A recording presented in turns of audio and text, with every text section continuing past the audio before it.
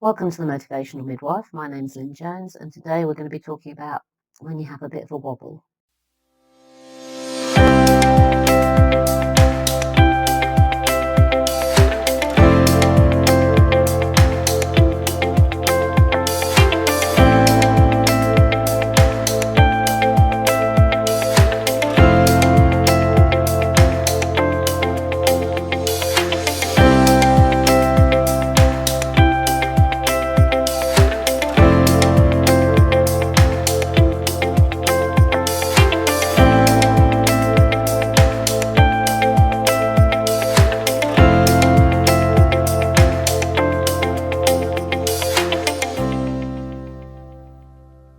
Right, so I've noticed recently quite an increase in posts on social media from both students and prospective students who are really having a bit of a major wobble.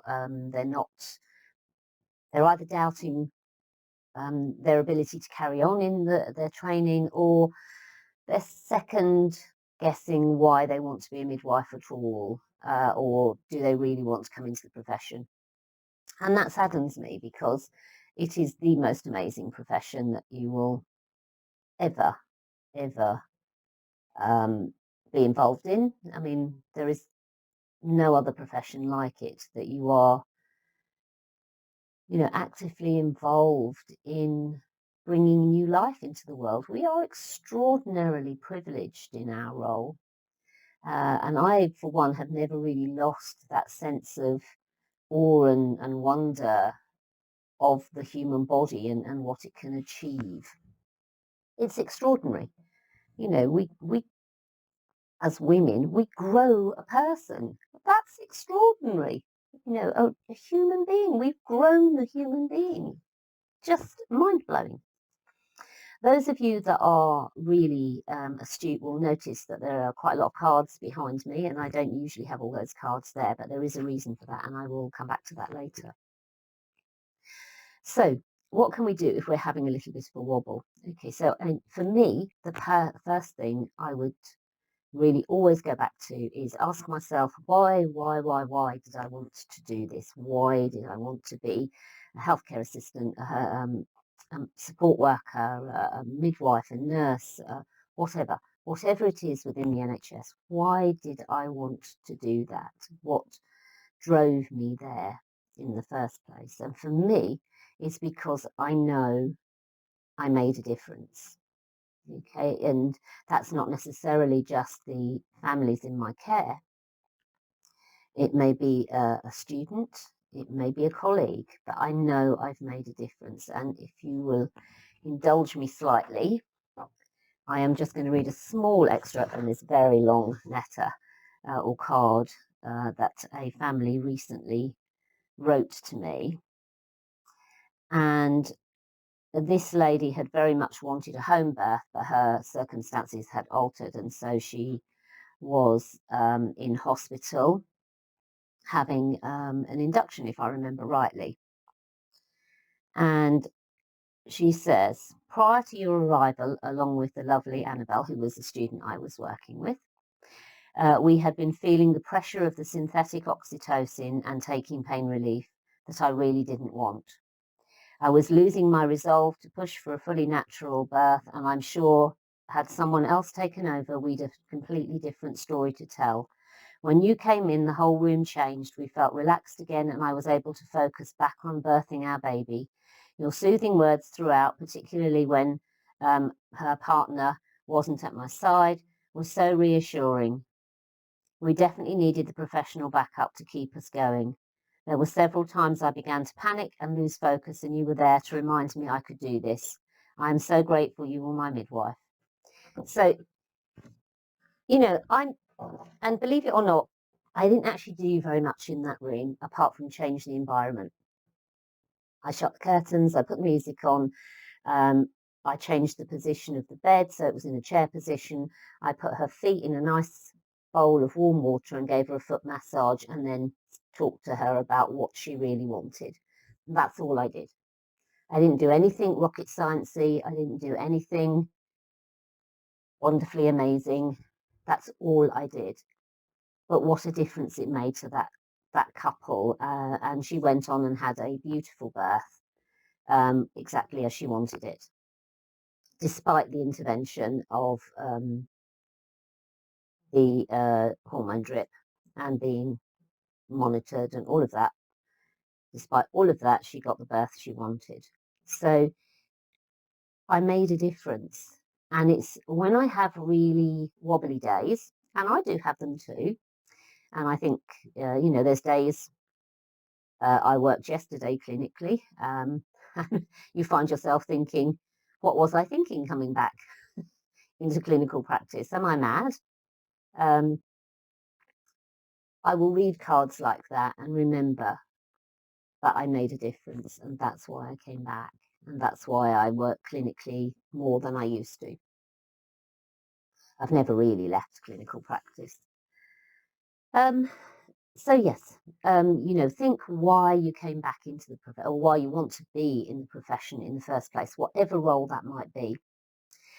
If there's no doubt at the minute the NHS. I mean, what are we? 2022. The NHS is in crisis. I've in the 44 years I've worked for it, I've never known it quite like it is now. So successive governments, and I'm not going to get too political here, but successive governments, doesn't matter who they are, their answer has always been train more, train more, train more, be they doctors, nurses, midwives, whatever, without ever really addressing why people leave the profession in the first place. And I don't have any magic answers either. However, I do think we have to remember at this time, and COVID has had a massive impact on how we work across the whole of the NHS. That I think we need to remember at all times to be kind to each other. It doesn't matter whether you are the cleaner or the consultant. We all are a team and we all need to work together. And if we are kind to each other, and that might be just something as simple as saying good morning, acknowledging someone exists. We cannot function in the NHS without each other. Midwives would struggle without you as students. Particularly at these times, I think we probably rely on you a lot more than you think or you're aware of. Although there may be quite a lot of people that are very aware of how they've been relied upon. But there is a fine line between dumping on students and allowing them to blossom and have that the reins loosened a bit to find their feet as an autonomous practitioner. Particularly the third years, particularly those that are coming to the end of their training. I feel quite strongly that we need to allow a bit of freedom there, supported freedom, but nevertheless a bit of freedom to allow you to become confident in your role. Anyway, so what can we do about it? As I say, first thing is being kind, remembering why you wanted to be a midwife in the first place. If you are thinking about coming into the profession and you're having a wobble, stop reading them. Stop reading all the social media posts that are quite negative. There will always be negativity. There will always be negative posts. This NHS is a massive organisation. You're always going to get those posts. If what you want to be is a midwife, a nurse, a support worker, whatever, then you hold true to that dream and go for it, because someone else's experience is not necessarily going to be your experience. So take yourself away from those negative posts and focus on positive. If you're in your studies already and you are really doubting whether this is for you, whether you can go on, and that can be for a variety of reasons. Sometimes it can be just the actual stress of the workload on the clinical areas, and you may feel unsupported in those areas. And sometimes it's the academic side of things that is just all too much. So in the clinical areas, there are a lot of people you can go to for support.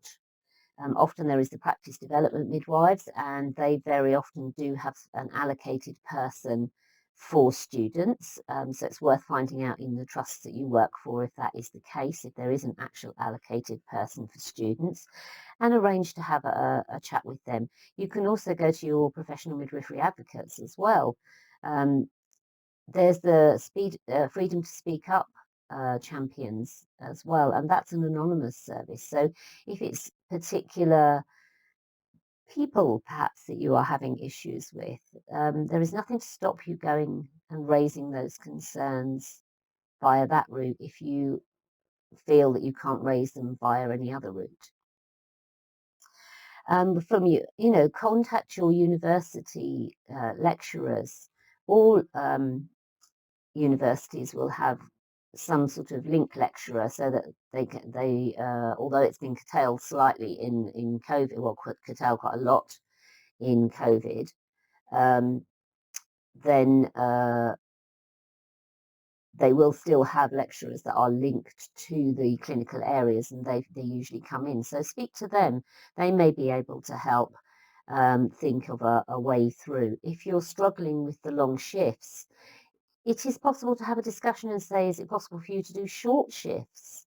I mean, I'm a huge advocate of short shifts, particularly for students, because although you have to be in more days, you are exposed more to more situations, and plus you're not quite as tired because you've still got more or less half a day to perhaps do your study or just downtime. So have those discussions. The other thing you can do, this is a Gantt chart, and you can see really it's just divided up into time and days of the week. And then you fill it in, you populate it, giving yourself some balance back to your life. Okay, so I would suggest that you don't study in all-day blocks or half-day blocks when you're studying on your own, because you'll never retain it. Just do short, sharp studies. So say, right, I'm going to have an hour study or 2 hour study, and then you might factor in, going to the cinema or going out with your friends, but you have to factor in downtime as well. It is really important that you have time to unwind and de-stress from things. You can feel very, very overwhelmed as a student, but you do have to have balance in your life. So you do need kind of equal measures of downtime, work time, and study time.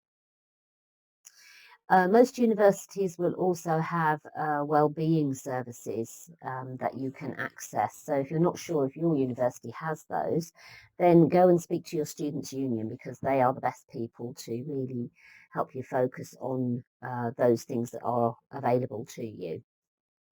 There's often a lot of online forums as well for support that you can access as students, particularly through your university as well. The main thing to remember is you aren't alone. There will be other students in the same boat as you, having the same wobbles as you. If you're having sort of some serious stuff going on in your life, it may be worth speaking to your university lecturers about some stepping off for a little while. You can do something called intermission. So you intermit for a while, but there can be implications for student finance and things. So really have a talk with your university lecturers and student finance to make sure that that is the right option for you should you need it. And hang in there. Hang in there. You can do this. You totally have got this. And nothing is ever wasted, even though it seems like a really long, tough journey when you're starting out on it. It goes in the blink of an eye. Heavens. I was 19 when I started in the NHS. Well, actually, was I? Or was it? No, I was 18 when I started, because I started as a cleaner. So I was 18 when I started in the NHS. And I'm 62 now. So, it's a blink of an eye. It seems like only yesterday. So you will get there. Just stay positive, be kind, accept help where you can, and seek help as well. Seek help, seek support. Academic-wise, there is a huge array of things within universities to actually help you with your academic work. The librarians are amazing, and certainly they can help you with things like essay structure and referencing and things that are quite quick, easy fixes to help you get marks, higher marks for your academic work. So I think I probably rambled enough now, and I hope that's been useful. And I look forward to seeing you next time. And there you have it. I hope you found that useful. If you haven't subscribed to the channel already, please do so. And look out for us on Facebook at The Motivational Midwife. I look forward to seeing you next time.